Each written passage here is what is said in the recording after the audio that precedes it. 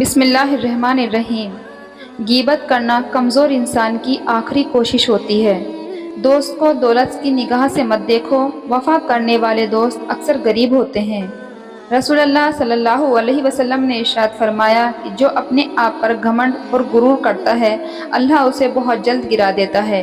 ایک شخص نے محمد صلی اللہ علیہ وسلم کے پاس ڈکار لی تو آپ رسول اللہ صلی اللہ علیہ وسلم نے فرمایا، ہمارے سامنے ڈکار مت لو، اس لیے کہ قیامت کے دن زیادہ بھوکا وہ شخص ہوگا جو دنیا میں زیادہ پیٹ بھرتا ہے۔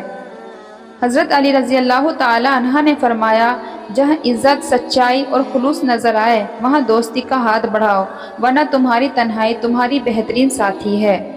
تم اپنی طرف آنے والی تکلیفوں کو اپنے گناہ کی سزا مت سمجھنا، اللہ بہت مہربان ہے، وہ بدلے نہیں لیا کرتا ہے۔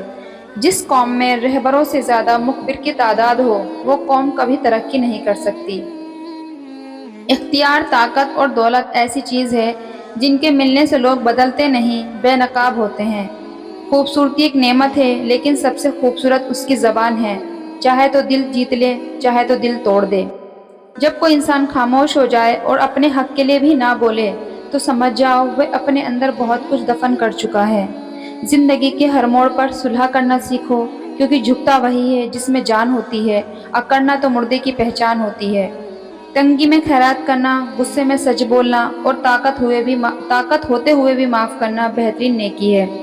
حضرت علی رضی اللہ عنہ نے فرمایا، اگر تمہاری قسمت میں آدھی روٹی لکھی ہے اور تم چھین کر پوری بھی کھا لو گے تو تمہیں ہضم نہیں ہوگی، کیونکہ انسان کو کبھی نصیب سے زیادہ ہضم نہیں ہوتی، چاہے محبت ہو یا روٹی۔ حضرت علی رضی اللہ عنہ نے فرمایا، جب کوئی دوست تمہیں اپنا راز بتائے تو سمجھ لینا کہ وہ تمہیں اپنی عزت امانت دیتا ہے، اس میں کبھی خیانت مت کرنا۔ سبحان اللہ۔